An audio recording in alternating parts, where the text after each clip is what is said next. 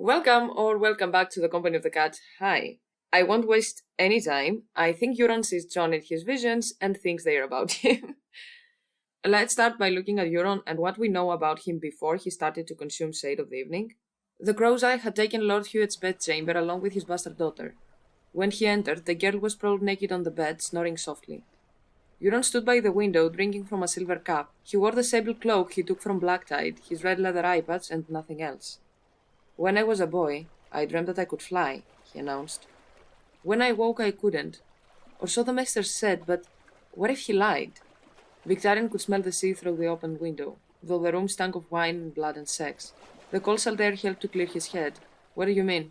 Euron turned to face him, his bruised lips curled in a half smile. Perhaps we can fly, all of us.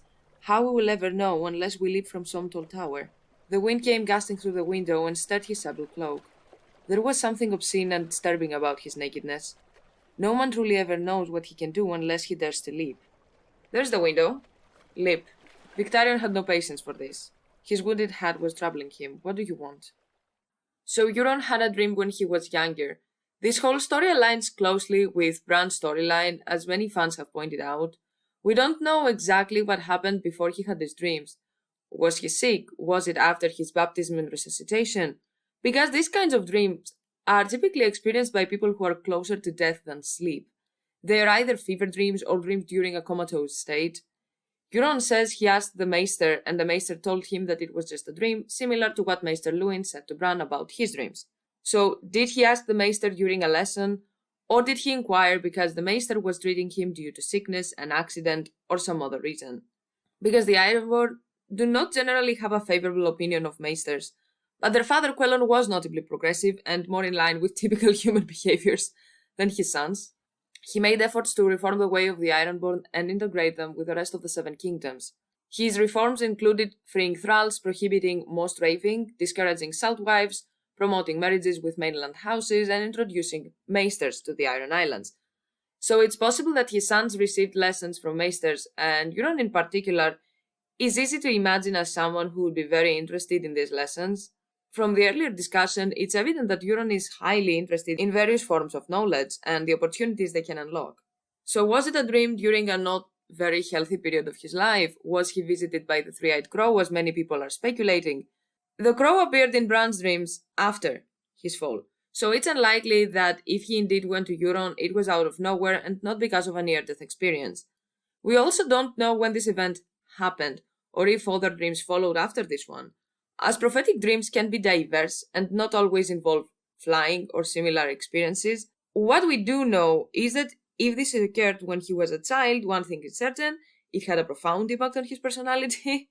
It seems to have contributed to his current psychopathic tendencies, as Euron's character is far from normal, and the shade he indulges in likely doesn't help either. From some ungodly reason, Euron has gone to great lengths and continues to do so to make his brothers despise him. I've discussed his relationship with Victarion in detail, but it's clear that he didn't have better relations with the rest of his brothers either. If anything, they were worse. Euron in particular is one of my favorite POV characters. Despite his own issues and idiotic, sexist, and more opinions due to his upbringing, he's a character I sympathize with. His chapters often hit harder than you would expect, even though I often catch myself thinking, my guy, shut the fuck up. In the Forsaken chapter, we saw that Aeron and Urigon were sexually abused by Euron systematically, something that, by the way, was hinted at in all Aeron chapters before that. All these quotes about the sound of the rusted iron hinge are about Aeron's memories from when Euron was opening the door to get into the room. That man is dead. Aeron had drowned and been reborn from the sea, the god's own prophet. No mortal man could frighten him, no more than the darkness could. Nor memories, the bones of the soul. The sound of a door opening, the scream of a rusted iron hinge. Euron has come again. He was the Damphair priest, beloved of the god. He had run before the Crow's Eye as if he were still the weak thing he had been. But when the waves broke over his head, they reminded once more that that man was dead. I was reborn from the sea, a harder man and stronger. No mortal man could frighten him, no more than the darkness could. Nor the bones of his soul, the grey and grisly bones of his soul. The sound of a door opening, the scream of a rusted iron hinge. Even a priest may doubt, even a prophet may know terror. Euron Damphair reached within himself for the god and discovered only silence. As 1,000 voices shouted over his brother's name, All he could hear was the scream of a rusted iron hinge. When he slept, the darkness could rise up and swallow him when the dream could come, and Uri, and the scream of a rusted hinge. It was me who taught you how to pray, little brother, have you forgotten? I would visit your bedchamber at night when I had too much to drink. You shared a room with Urigon, high up in the sea tower. I could hear you praying from outside the door. I always wondered, were you praying that I would choose you, or that I would pass you by? Euron is deeply traumatized by this, as anyone would be. He tries to convince himself that he is alright, that this part of him is dead, but it becomes painfully clear that the moment people began chanting Euron's name, he started to panic. Now he finds himself in the same dreadful situation, captured by Euron, filled with fear and subjected to assault. The way Euron talks to Euron about his god, and gods in general, makes it quite apparent that he knows gods are unreal.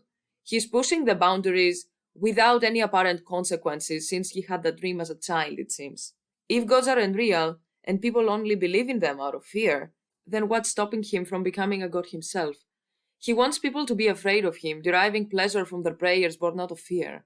It's undeniably sick and twisted, but that's precisely what he desires, to be all-powerful like a god. Now that he holds power, he is convinced that very few things can stand in his way. My main question, though, is what exactly did Euron see in his first dream? I'm unsure whether he truly flew because someone like Brynden visited him, or if he observed Bran's flight and heard the crow's communication with him, subsequently attempting to replicate it because he believed the flying child was himself. The way he speaks suggests that he might have been an outsider, observing the flight, much like Jojen who saw Bran and the crow interact in his green dreams. I dreamed of a winged wolf bound to earth with grey stone chains. It was a green dream, so I knew it was true. A crow was trying to peck through the chains, but the stone was too hard and his beak could only chip at them. If he saw a kid flying, a kid associated with crows, then of course he thought, oh, this is me, since they call me Crow's-Eye. I think that Euron saw something like this while sick or hurt, and he became obsessed with the idea of this dream being true and about him. And that brings us to what the hell was Euron doing during his exile? Euron was already notorious for his raving and cruelty even before his exile from the Iron Islands. However, from what I understand, during the years of his exile, he delved deeper into magic, interacted with other people and cultures.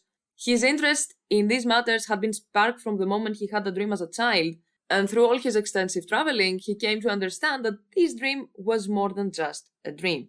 He realized that there were ways to turn the dream into a reality.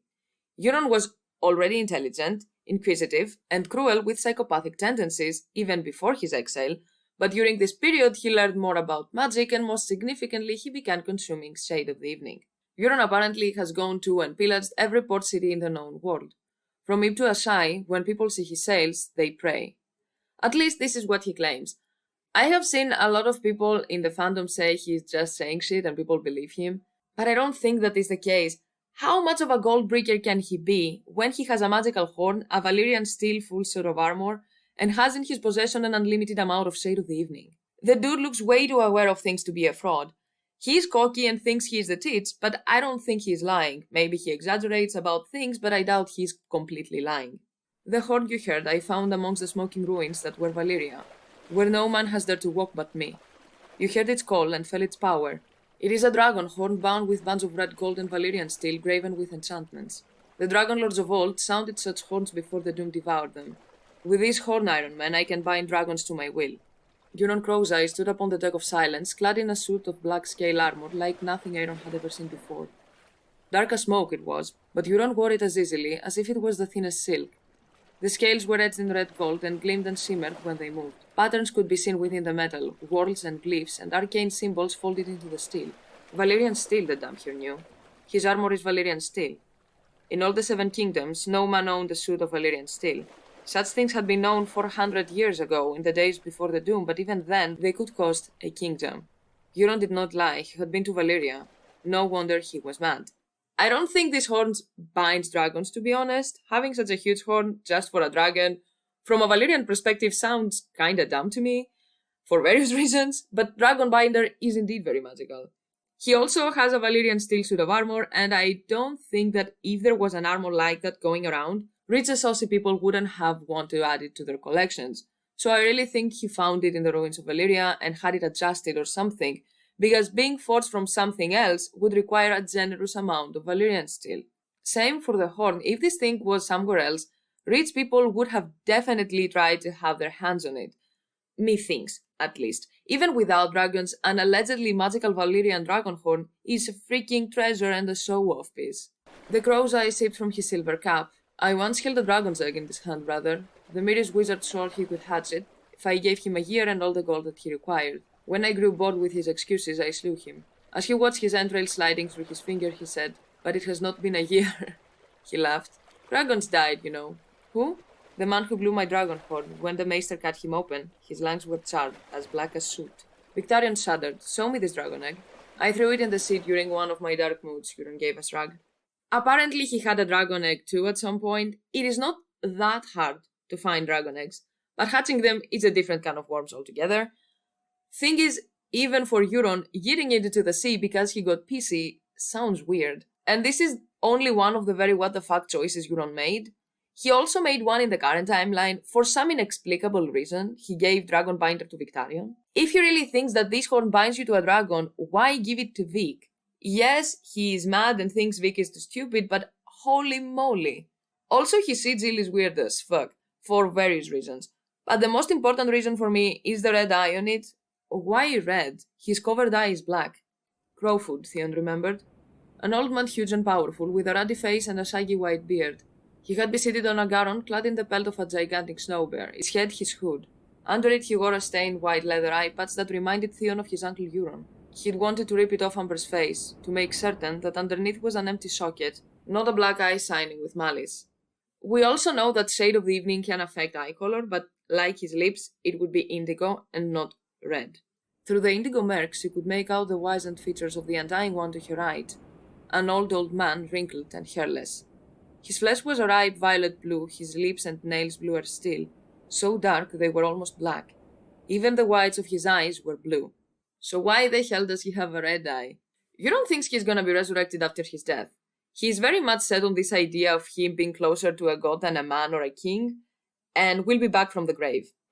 "The bleeding star bespoke the end," he said to Euron.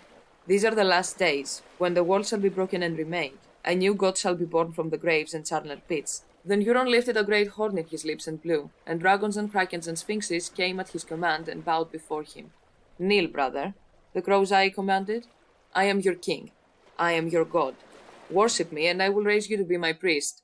When I was reading the Ironborn chapters from my Victarion Euron video, as I read this part, I laughed and said to my mind, "Girl, sit your ass down. Who do you think you are, Jon?" And then it hit me. He does believe he is Jon. And before that, he believed he was Dany and Bran. He sees the actual key players of the story in his Shade of the Evening visions, like Mel in the Flames, Patchface, the Ghost of Highheart, etc. But he thinks that the visions are about him. Seeing what Euron does while having in mind the actual main characters, many of his out there decisions start to make sense. Looking at the sigil and the fact that he thinks he's gonna be resurrected after his death and be a leader, I'm fairly sure he sees Jon. His sigil has two crows crowning a red eye. Jon was made Lord Commander by his brothers, who are called crows, because they were black, and his wolf's eyes, a wolf that he has a constant connection with, are red. Before his death, Mel saw Jon as a wolfman. The flames cracked softly, and in the cracklings she heard the whispered name, Jon Snow. His long face floated before her, limned in tongues of red and orange, appearing and disappearing again, a shadow half seen behind a fluttering curtain. Now he was a man, now a wolf, now a man again. But the skulls were here as well. The skulls were all around him. Jon being a warg, after he was stabbed, his spirit went into ghost. We know it for a fact, we saw it in the prologue with Varamir, it was explained to Bran by Bloodraven, and of course Mel saw him as a man, then a wolf, then a man again. Seeing how differently the Ghost of Highheart, Daenerys, and Patch were talking about the Red Wedding in their visions, I think Euron most likely saw a comely dark-haired man dressed in black, or something similar, dying and then his eyes opening red, and said, "Oh, this is me." Jon is a member of the Watch and is called a crow very often, and Euron is called Crow's Eye. Jon became a commander, meaning crowned by crows, and Euron was chosen as a king, and his sigil has crows crowning a red eye. Jon has dark hair and is comely like Euron. Jon died and he's gonna be resurrected, and his red-eyed wolf is involved. And Euron thinks he's gonna be resurrected from charnel pits, and his sigil has a red eye. The guy sees Jon and thinks it is about him. He sees a black-clad, dark-haired man and he thinks, I have a dark suit of armor, I am called Crow's Eye, I have this vision, so of course it's about me. If Euron saw that Jon was killed by his brothers, but he also has killed some of his brothers, of the Watch, but still brothers, then it makes sense why he is ready to kill Euron, why he killed his other brothers as well, and why he is constantly prodding Victarion when he knows that if Victarion snaps, he is going to kill him. Because I think he wants Vic to kill him so he can be reborn. He gave a magical horn he found to Valyria, and this move seems thoughtless and rash, but if he saw Jon giving the horn Ghost found to Sam, then he might have thought, oh, I have to give it to my brother. And of course the whole fixation with Daenerys also makes sense.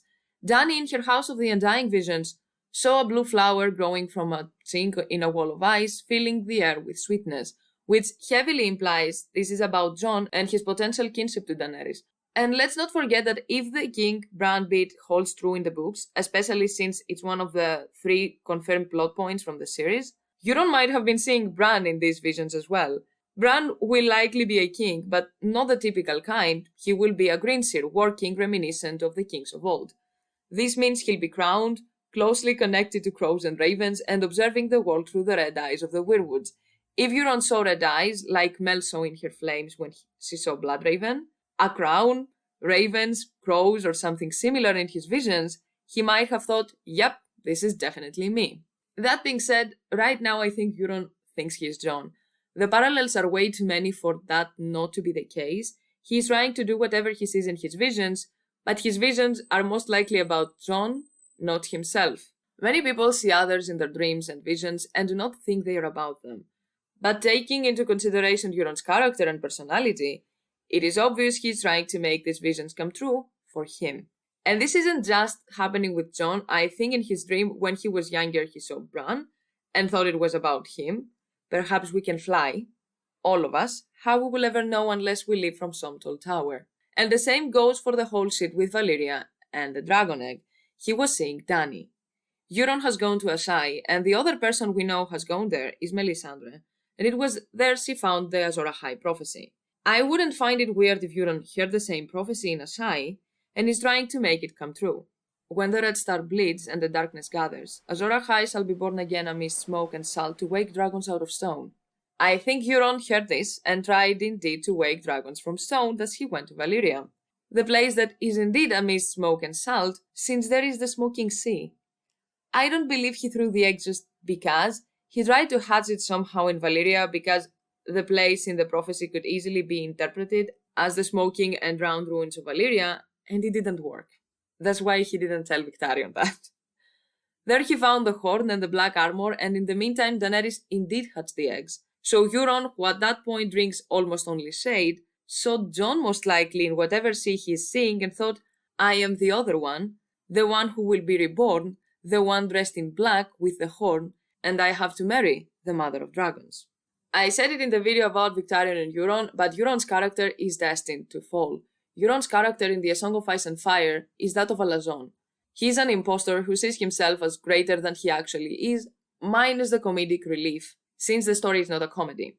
Euron is destined to fall because of his own hubris. He thinks since the gods are unreal, there are no limits, but at the same time he thinks that shade of the evening is the nectar of gods and drinks it to have the truth revealed to him, which on its own is tragically ironic. Euron tries probably more than anyone else in this story to be the main character, and he follows the shade visions to achieve this, something that never works out. Born amidst salt and smoke, beneath a bleeding star, I know the prophecy. Marvin turned his head and spat a gob of red phlegm on the floor. Not that I would trust it. Gorgon of Old Geese once wrote that a prophecy is like a treacherous woman. She takes your member in her mouth, and you moan with pleasure of it, and think how sweet, how fine, how good this is. And there her teeth snap shut, and your moans turn to screams. This is the nature of a prophecy, said Gorgon. Prophecy will bite your prick off every time. The prophecies, visions, and dreams correctly predict the future indeed, but also set into motion a series of events that lead to its fulfillment if you try to stop them or make them come true in a specific way. Prophecies involve symbols that need to be interpreted. The thing is that the more people try to interpret these symbols so they can make them come true or stop them, the bigger is the failure. Euron's arc may not be a comedic one per se, but if this is indeed the case, it is so ironic that it's almost funny. Tragically funny, considering the chaos one person's arrogance and ambition can cause, but this is the case, I think. It's easy to spot the difference between Mel's words and Euron's. There will come a day after a long summer when the stars bleed and the cold breath of darkness falls heavy on the world.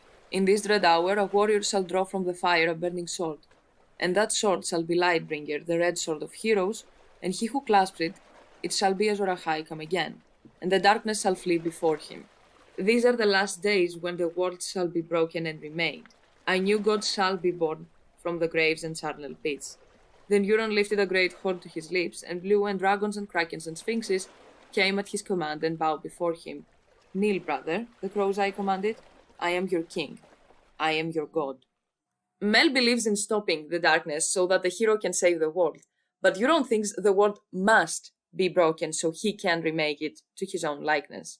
Euron might not believe in gods, but it doesn't really matter if gods are real or not. Humans are still small creatures in the grand scheme of things.